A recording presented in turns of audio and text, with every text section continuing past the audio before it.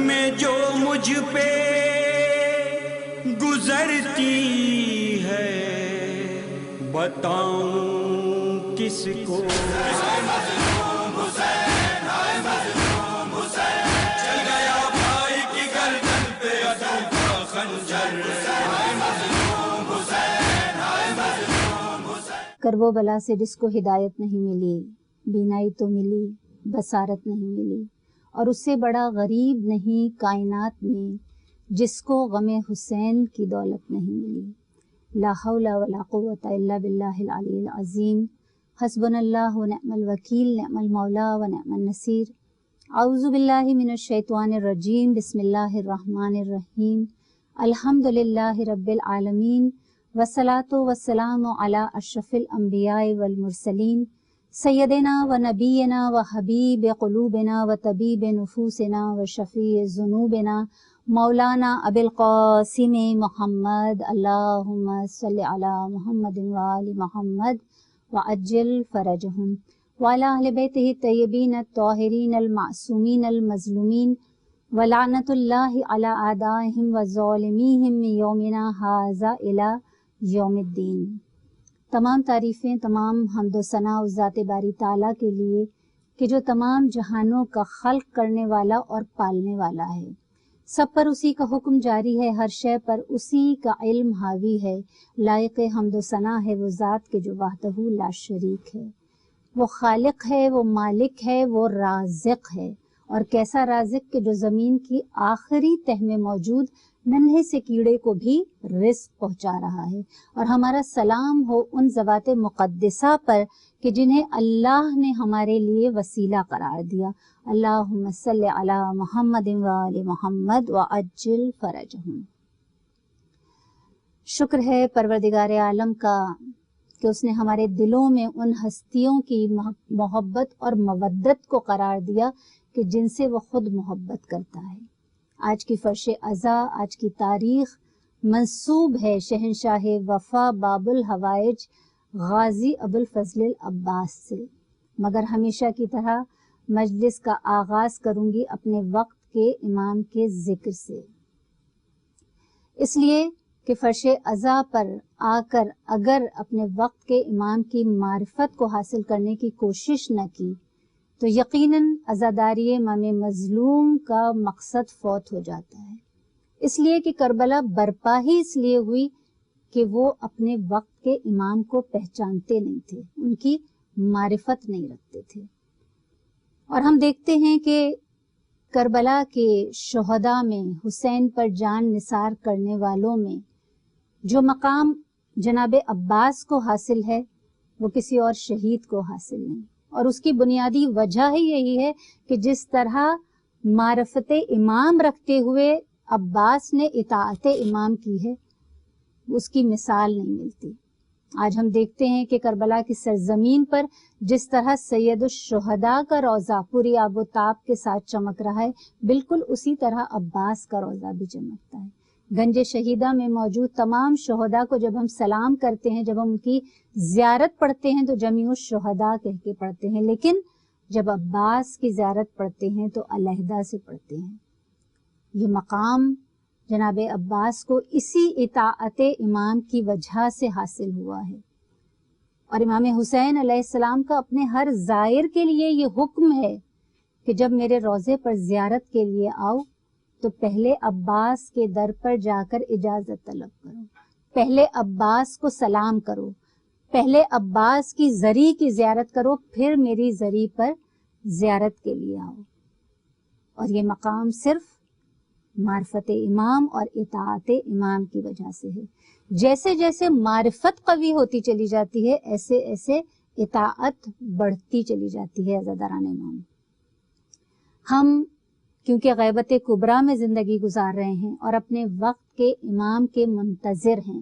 منتظرین امام کی بڑی فضیلت ہے اور ہمیں یہ پتہ ہونا چاہیے کہ منتظرین امام کی جب اتنی فضیلت ہے تو ان کی ذمہ داریاں کیا کیا ہیں، ان کے فرائض کیا کیا ہیں، انتظار کی کیفیت کیا ہونی چاہیے، انتظار کو فضیلت کیوں حاصل ہے. اس کا اندازہ، اس کی اہمیت کا اندازہ ہم اس حدیث مبارکہ سے لگا سکتے ہیں کہ جو حدیث بیان ہوئی روایتوں میں کہ افضل الاعمال انتظار الفرج، سب سے بہترین عمل امام کے ظہور کا انتظار ہے. اگر اس حدیث مبارکہ کے جملے پر غور کریں تو سمجھ میں آتا ہے کہ انتظار امام کو عمل کہا گیا ہے. عمل یعنی ایکٹ، عمل یعنی حرکت. ہاتھ پر ہاتھ رکھ کر بیٹھے رہنے کو انتظار نہیں کہا گیا، بلکہ عملاً انتظار کرنا ہے، کوشش کرنی ہے، جد و جہد کرنی ہے. اس لیے کہ جو بھی عمل جتنا بہترین ہوتا ہے، جتنا افضل ہوتا ہے، اتنا ہی سخت بھی ہوتا ہے، اتنا دشوار بھی ہوتا ہے، اتنا اس کے لیے جد و جہد بھی کرنی پڑتی ہے، کمفرٹ زون سے باہر آنا پڑتا ہے، تب اس کے بہترین نتائج حاصل ہوتے ہیں. اور اس کی مثال میں سمجھانے کے لیے اس طرح دوں کہ اگر جیسے سمجھ لیجئے کہ دو کسان ہیں، اب دونوں بارش کی دعا کر رہے ہیں، مگر دونوں میں سے ایک کسان ایسا ہے کہ جس نے بارش کی دعا کرنے کے ساتھ ساتھ اپنی زمین پر محنت بھی کی ہے، اپنی زمین کو ہموار بھی کیا ہے، اپنی زمین کو سینچا بھی ہے، اس میں بیج بھی بویا ہے، اور پھر وہ بارش کی دعا کر رہا ہے. اور دوسرا کسان فقط دعا کر رہا ہے، اس نے محنت نہیں کی ہے، اس نے تیاری نہیں کی ہے، اس نے بس فقط دعا کی ہے. اب اس دعا کے نتیجے میں اگر بارش ہو جائے تو بہترین نتائج کسے ملیں گے؟ اسی کسان کو ملیں گے جس نے بارش سے پہلے زمین کو ہموار بھی کیا ہے، اس میں بیج بھی بویا ہے، اس کو سینچا بھی ہے. بالکل اسی طرح عزاداران امام انتظار کی کیفیت ہے کہ جب ہم امام کا انتظار کرنے کا دعویٰ کرتے ہیں تو ہم فقط زبان سے الاجل الاجل نہ کہتے رہیں، بلکہ عملاً تیاری کریں اور اپنی ذمہ داریوں کو پہچانیں، اپنے فرائض کو جانیں کہ کیا فرائض ہیں ہمارے. بس جلدی جلدی سے کچھ پوائنٹس کی صورت میں آپ کے سامنے میں وہ فرائض اور ذمہ داریاں پیش کروں گی اور پھر اپنے موضوع سے متصل ہو جاؤں گی. سب سے پہلا فرض اور سب سے پہلی ذمہ داری تو یہی ہے کہ ہم اپنے وقت کے امام کی معرفت کو حاصل کریں. اور اس سلسلے میں یہ مشہور و معروف حدیث کہ من مات ولم یعرف امام الزمان ہی فقد مات میتۃ الجاہلیہ، کہ جو اپنے وقت کے امام کی معرفت کے بغیر دنیا سے گیا وہ جاہلیت کی موت مرا.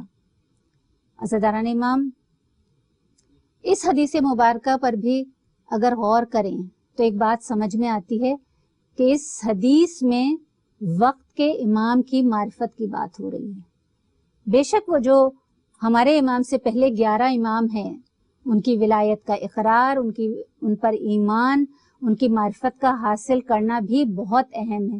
لیکن کیونکہ ہم 12ویں امام کے زمانے میں ہیں، لہٰذا ہم پر لازم ہے کہ ہم اللہ کی آخری حجت کی معرفت کو حاصل کرنے کی بھرپور کوشش کریں. اس لیے کہ جب معرفت ہوگی تو اسی صورت میں اطاعت بھی ہوگی. اور اس کی اہمیت کا اندازہ بھی امام محمد باقر علیہ السلام، اللہم صلی علی محمد وآل محمد وعجل فرجہم، مولا کے ان جملوں سے لگایا جا سکتا ہے کہ جو روایت کے جملے ہیں کہ جو شخص اپنے وقت کے امام کو پہچانتا ہو اور پھر دنیا سے جائے تو ظہور کا جلد یا تاخیر سے ہونا اسے کوئی نقصان نہیں پہنچاتا. اور 5ویں امام کا ہی یہ جملہ ہے کہ جو اپنے وقت کے امام کو پہچانتا ہو اور پھر مرے تو پھر وہ ایسا ہے کہ گویا وہ اپنے امام کے ساتھ ان کے خیمے میں موجود ہو. عزاداران امام، اس کے علاوہ جو ایک اور اہم ذمہ داری ہے وہ یہ کہ ہم ہر وقت یاد امام میں مشغول رہیں، اس لیے کہ یہ حق ہے ہمارے امام کا ہم پر. جب وہ اتنے مہربان ہیں کہ وہ ایک لمحے کے لیے بھی ہم سے غافل نہیں ہوتے تو ہم پر بھی یہ لازم ہے کہ ہم اپنے امام کی یاد میں مشغول رہیں. اس لیے کہ جب ہم ان کی یاد میں مشغول رہتے ہیں تو ہمیں ہر لمحہ ذہن میں یہ موجود رہتا ہے کہ ہم محضر امام میں ہیں، امام ہمیں دیکھ رہے ہیں. ہر شب جمعہ ہمارے اعمال ہمارے وقت کے امام کے سامنے پیش کیے جاتے ہیں. تو لہٰذا ہمیں ہر لمحہ امام کی یاد میں مشغول رہنا چاہیے تاکہ ہم اپنے نفس کی تربیت کرتے رہیں. اس سلسلے میں امام معصوم کا یہ قول ذہن میں رہنا چاہیے کہ مومن کے 2 دن کبھی یکساں نہیں ہوتے، یعنی مومن کا آج اس کے گزرے ہوئے کل سے ہمیشہ بہتر ہوتا ہے. اور یہ معصوم کا ہی قول ہے کہ اگر مومن کے 2 دن یکساں گزر جائیں تو اس کے لیے ہلاکت ہے. تو بس ہمیں ہر لمحہ امام کی یاد میں مشغول رہنا ہے اور اپنے آپ کو گناہوں سے بچاتے رہنا ہے، اپنے نفس کی تربیت کرتے رہنا ہے اور اپنے نفس کو ایلیویٹ کرنا ہے، بلندی کی طرف پرواز کرنی ہے عزیزان امام. اور اس کے لیے ہمیں کچھ وظائف بھی بتائے گئے ہیں جس کے ساتھ اگر ہم وہ وظائف کرتے رہیں تو ہم ہر لمحہ امام کی محضر میں رہتے ہوئے خود کو محسوس کرتے ہیں. اور وہ وظائف یہ ہیں کہ جب ہم صبح فجر کی نماز پڑھ لیں تو دعائے عہد کو پڑھیں اور صرف الفاظ نہ دہرائیں بلکہ دل سے خلوص نیت کے ساتھ اپنے مولا سے، اپنے امام وقت سے تجدید عہد کریں. روزانہ کے لیے یہ امام کے ساتھ وعدہ کریں، مولا آج کا پورا دن میں آپ کی اطاعت میں گزارنے کی کوشش کروں گی. آج کا پورا دن میں اپنے آپ کو ہر اس عمل سے بچانے کی کوشش کروں گی جو آپ کو تکلیف پہنچاتا ہو، جو آپ کو غمزدہ کر دیتا ہو. تو جب ہم یہ کوشش کریں گے تو ہم ہر لمحہ یاد امام میں مشغول رہیں گے. دعائے غریق اس آخری زمانے میں پڑھنے کی بہت زیادہ تاکید ہے کہ ہم اپنے ورد میں رکھیں، یا اللہ ہو یا رحمان ہو یا رحیم ہو یا مقلب القلوب ثبت قلبی علی دینک. یہ ہر وقت ہمارے ورد میں رہنی چاہیے یہ دعا. اور اس کے علاوہ کیونکہ آخری زمانہ ایسا ہوگا جو روایتوں میں ملتا ہے کہ جس وقت اپنے ایمان کی حفاظت کرنا بہت مشکل کام ہوگا. ایسا محسوس ہوگا کہ ہم رات کو بستر پر ایمان کے ساتھ گئے ہیں اور صبح جب اٹھیں گے تو ایمان رخصت ہو چکا ہوگا. یہ روایت کے جملے بیان کر رہی ہوں، یہ میرے الفاظ نہیں ہیں. ہم صبح ایمان کے ساتھ بستر سے اٹھیں گے، رات کو بستر پر جائیں گے تو ایمان زائل ہو چکا ہوگا. تو اتنا مشکل ہے کہ مثال دی گئی ہے کہ جیسے ہتھیلی پر جلتا ہوا انگارہ رکھ کر کھڑے رہنا. آپ تصور کیجئے کہ ایک چنگاری اگر ہمارے ہاتھ پر آ کر گرے تو ہم اس کی تکلیف برداشت نہیں کر سکتے. اور کتنا مشکل ہے کہ ہاتھ پر دہکتا ہوا انگارہ رکھ کر کھڑے رہنا. اور امام کہہ رہے ہیں کہ آخری زمانے میں ایمان کی حفاظت اتنا ہی مشکل کام ہوگا. اور اس کے لیے مگر ہمیں امام معصوم سے ہی روایت میں ملتا ہے کہ ہمیں ہر وقت باوضو رہنا چاہیے. وضو کے بہت سارے بے شمار بینیفٹس سے ہم جانتے ہیں، لیکن اس سلسلے میں کہ ایمان کی آخری زمانے میں حفاظت کے لیے یہ تاکید کی گئی ہے کہ ہم ہر لمحہ باوضو رہیں.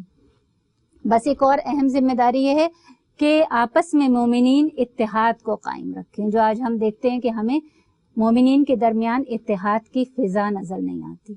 ہم سب کو متحد رہ کر نصرت امام کے لیے کام کرنا ہے، متحد رہ کر نصرت امام کے لیے آگے بڑھنا ہے، ایک دوسرے کی مدد کرنی ہے نصرت امام کے سلسلے میں.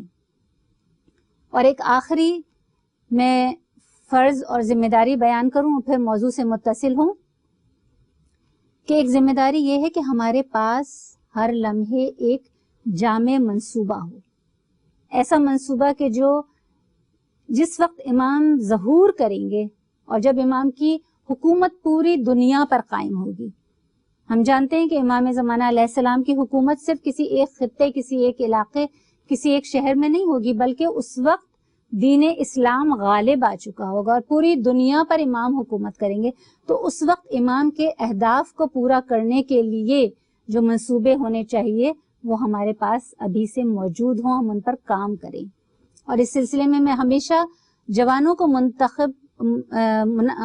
میں مخاطب کر کے کہتی ہوں اپنے جوانوں سے کہ دیکھیے، اگر آپ شیعہ ہیں، حیدر کرار کے ماننے والے ہیں، امام وقت کو فالو کرنے والے، ان کے اطاعت کرنے والے ہیں، تو اب آپ کسی بھی شعبے سے تعلق رکھتے ہیں، اگر آپ طب کے شعبے سے تعلق رکھتے ہیں تو آپ کو بہترین ڈاکٹر ہونا چاہیے. اگر آپ انجینئر ہیں تو آپ کو بہترین انجینئر ہونا چاہیے. اگر آپ آئی ٹی اسپیشلسٹ ہیں تو آپ کو بہترین آئی ٹی اسپیشلسٹ ہونا چاہیے. ایون اگر آپ سیاست دان بھی ہیں تو آپ کو ایک ایماندار اور دیانت دار اور اہلیت رکھنے والا سیاست دان ہونا چاہیے. اس لیے کہ جب امام کی حکومت قائم ہوگی اس وقت امام کو ہر شعبے سے بہترین افراد چاہیے ہوں گے. اور یہ جو میں بار بار کہتی ہوں کہ اس وقت جو ہم یہ ایک فضا دیکھتے ہیں کہ مراجعین کا احترام کم ہوتا جا رہا ہے، یہ دشمن کی چالیں ہیں. کہ ہمیں اس طاقت کا استعمال کرنا ہے کہ ہمارے مراجعین ہماری سب سے بڑی طاقت ہیں جس سے دشمن خوفزدہ ہے، اور دشمن ہمیں اسی چیز میں کمزور کرنے کی کوشش کر رہا ہے. تو ہمیں اس وقت اپنے تعلق کو مراجعین کے ساتھ مضبوط کرنا ہے اور اپنی جو ہمارے فقہی معاملات ہیں ان میں ان کی تقلید کرتے ہوئے ان معاملات کو درست رکھنا ہے. امام زمانہ علیہ السلام جب آئیں گے تو وہ آ کر ہماری نماز درست نہیں کریں گے، ہمارا روزہ جو اس میں کوتاہیاں ہیں اسے درست نہیں کریں گے، ہمیں فقہی معاملات سکھائیں گے نہیں، ہمیں آ کر ہماری ڈیوٹیز لگائیں گے امام.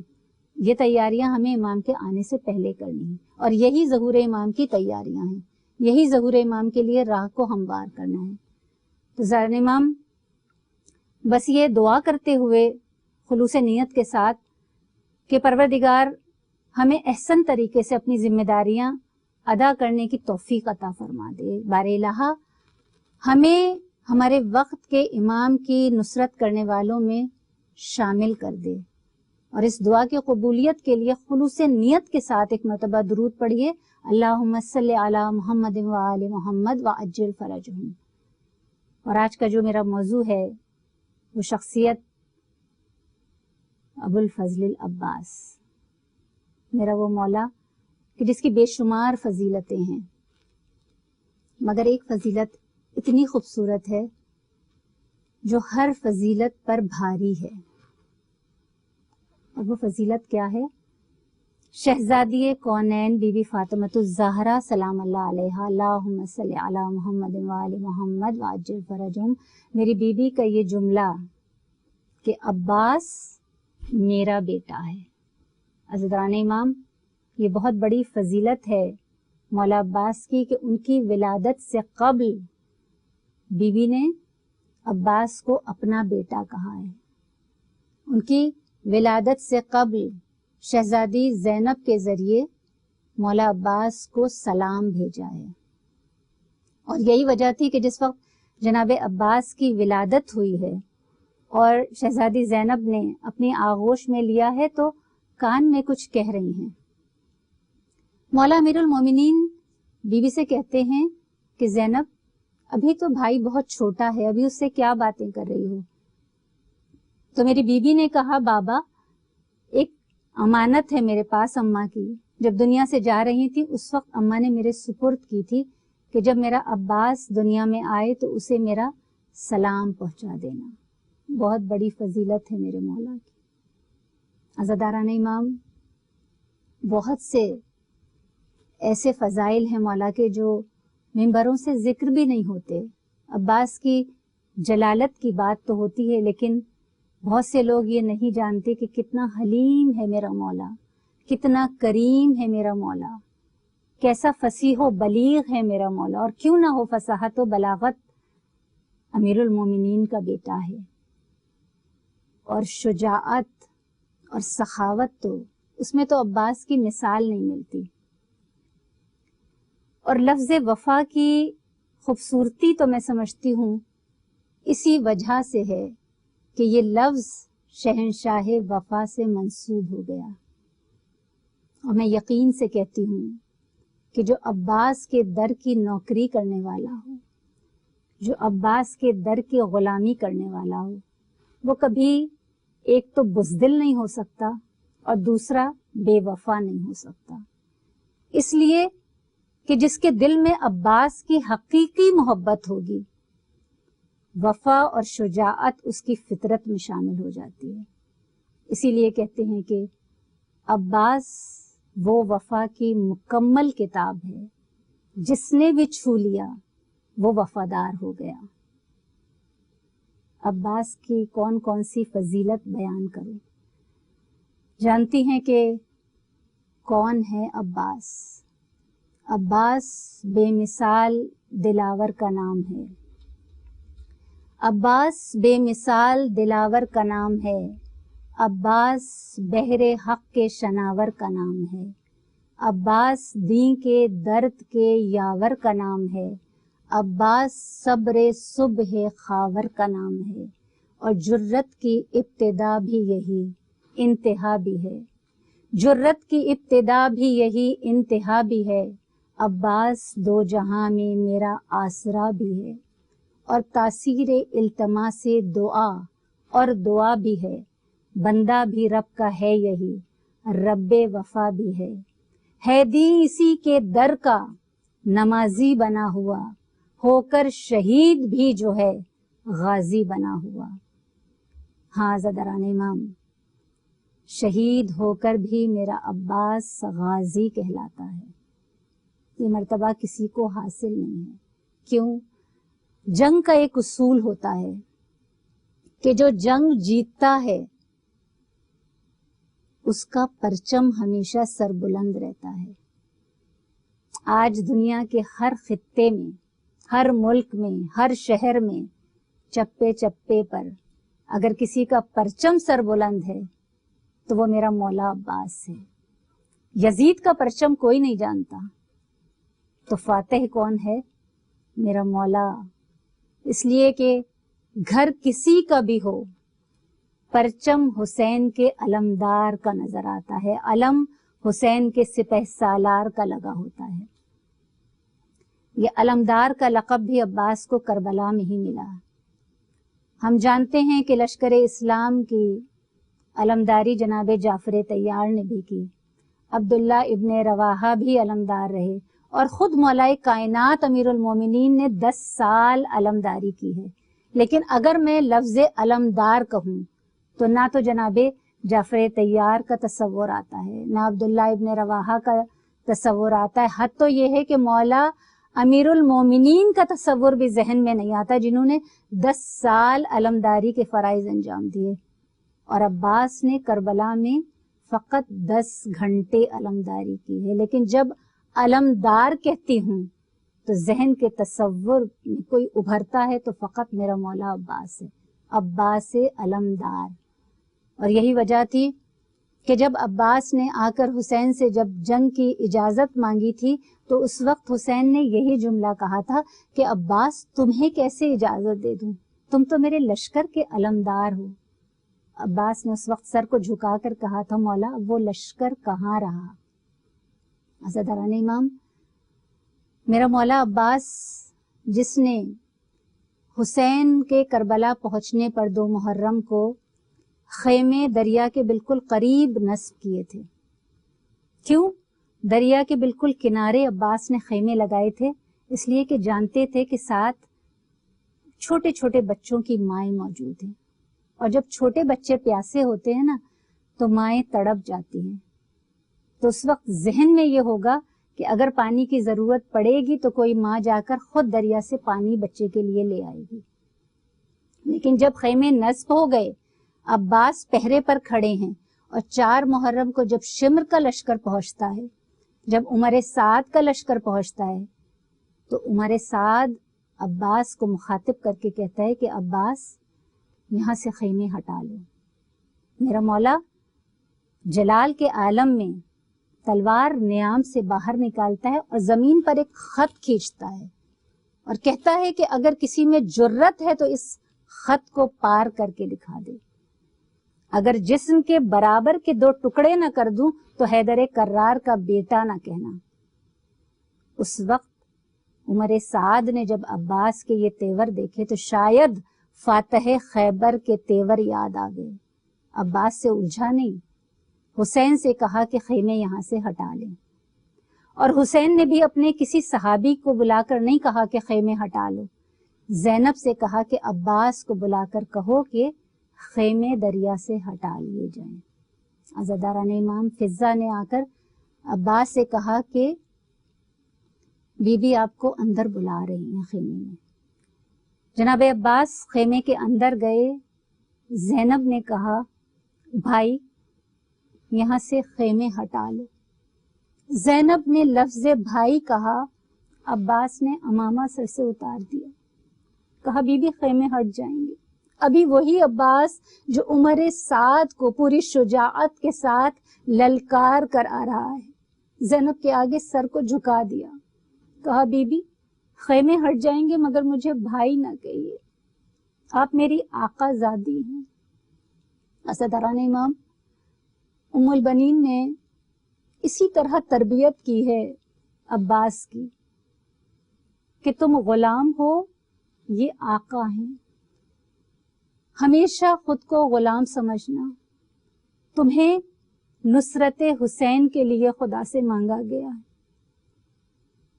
تصور کیجئے کہ وہ بچہ جو بچپن سے صرف یہی سنتا آیا ہو کہ تمہیں نصرت حسین کے لیے مانگا گیا ہے، تمہیں کربلا میں جنگ لڑنی ہے، اس کو جنگ کی اجازت نہیں ملی، مگر ہر لمحہ عباس کے ذہن میں اطاعت امام موجود رہی، مقدم رہی، اس لیے کہ ام البنین نے گھٹی میں ڈال دیا تھا.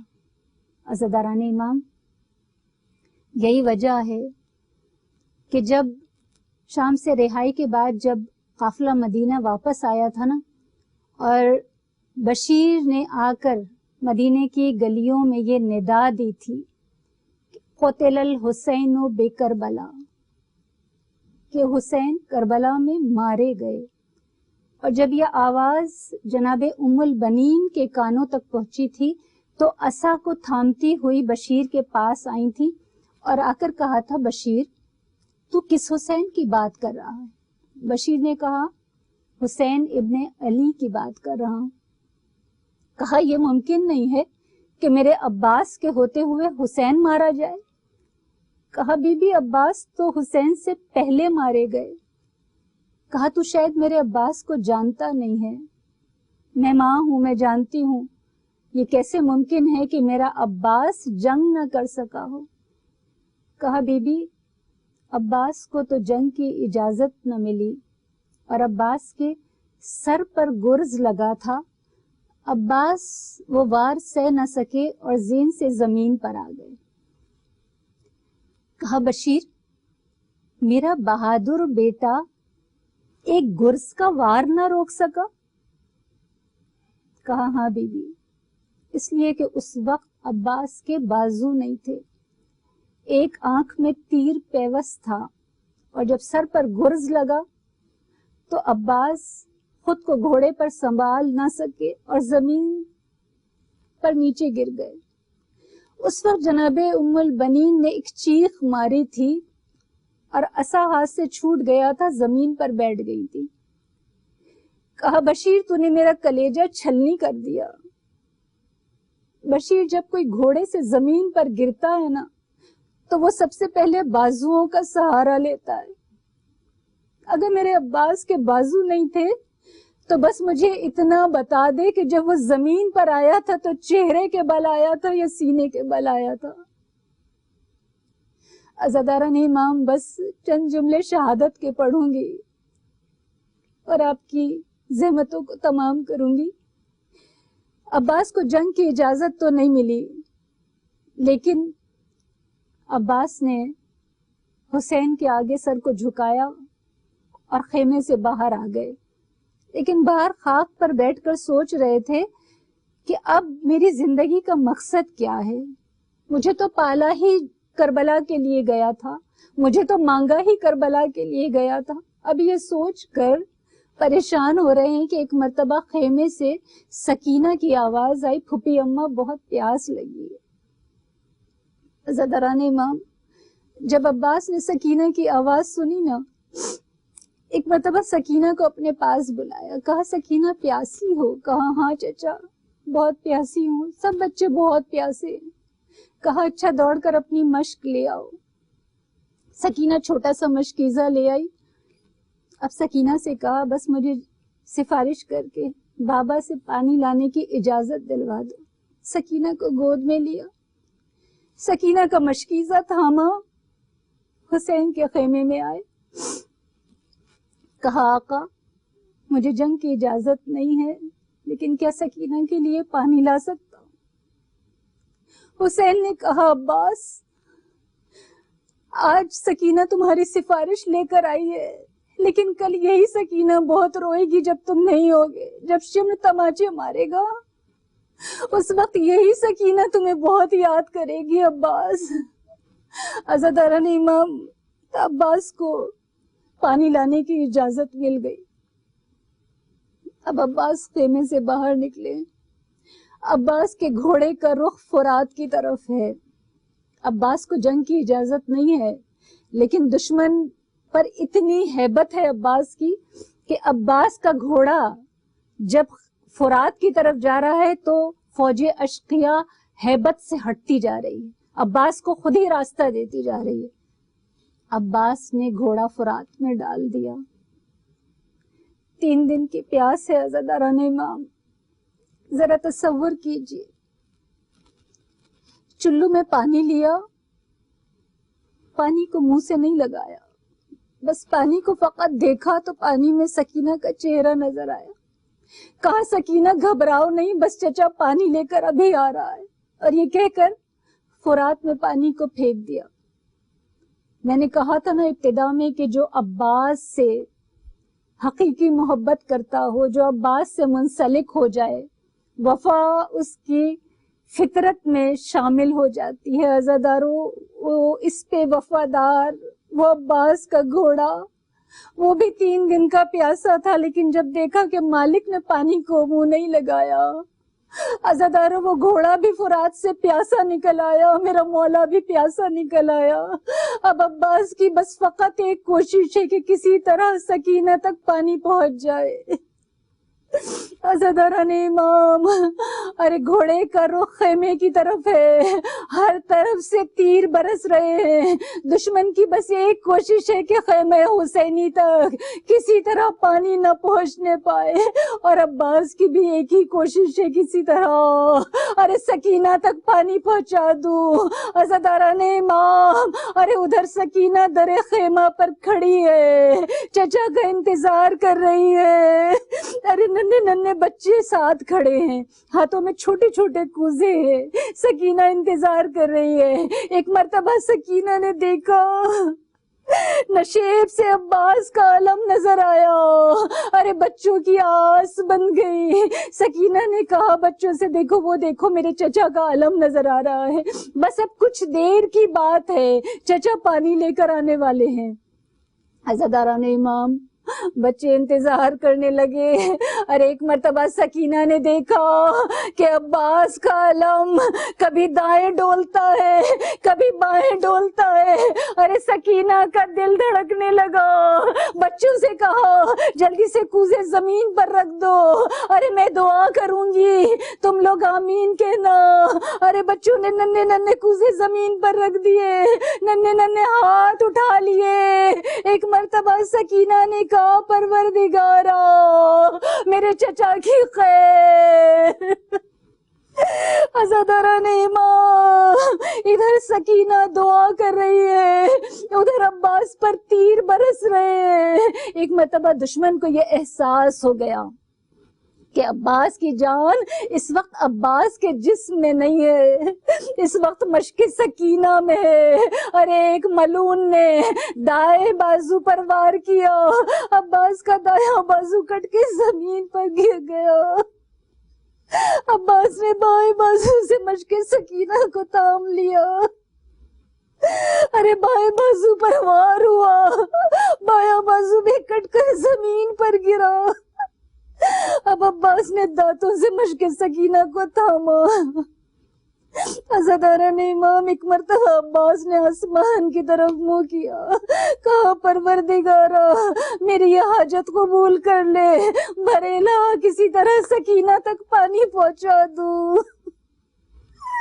عزادارو، مجھے یقین ہے آسمان سے ندا آئی ہوگی، عباس ارے تمہاری یہ حاجت نہیں قبول کی، مگر عباس اب تمہیں قیامت تک کے لیے باب الحوائج بنا دیا ہے، اب کوئی تمہارے در سے خالی ہاتھ نہیں لوٹے گا. عزاداران امام، ایک تیر سنسناتا ہوا آیا، ارے مشق سکینہ پر لگا، پانی بہہ گیا، عباس کی آس ٹوٹ گئی. ایک تیر سنسناتا ہوا آنکھ میں پیوست ہوا، اب رستہ نظر نہیں آ رہا، ارے تیر نکالے کیسے، بازو تو قلم ہو چکے، ارے جھک کر پیروں سے پکڑ کر تیر کو کھینچنا چاہا، ایک گرز آیا، ارے عباس کے سر پر لگا۔ عزادارو میرا مولا زین پر نہ سنبھل سکا، ارے زمین پر آ گیا، حسین کو مدد کے لیے نہیں پکارا، مگر کربلا کی فضا میں عباس کی آواز گونجی، آقا میرا سلام قبول کیجئے۔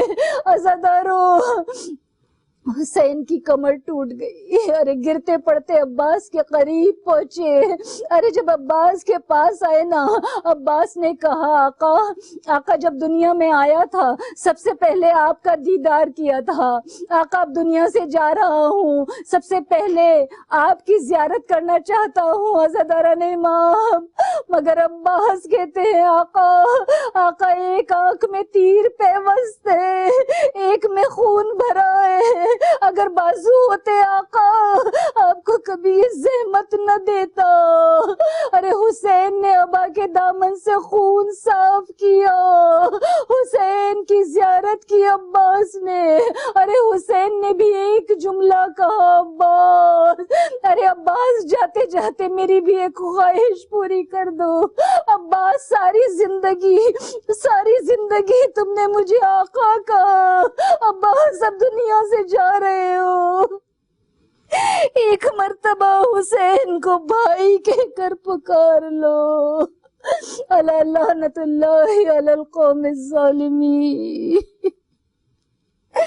اللہم ارزقنی شفاعت الحسین علیہ السلام یوم الورود وثبت لی قدم الصدق اصحاب الحسین والذین معہ جندون الحسین علیہ السلام۔ ربنا تقبل منا انک انت السمیع العلیم، اللہم صلی علی محمد وآل محمد وعجل فرجہم۔ اب یہاں کوئی نہیں ہے، میں بلاؤں کس کو، رن میں جو مجھ پہ گزرتی ہے بتاؤں کس کو۔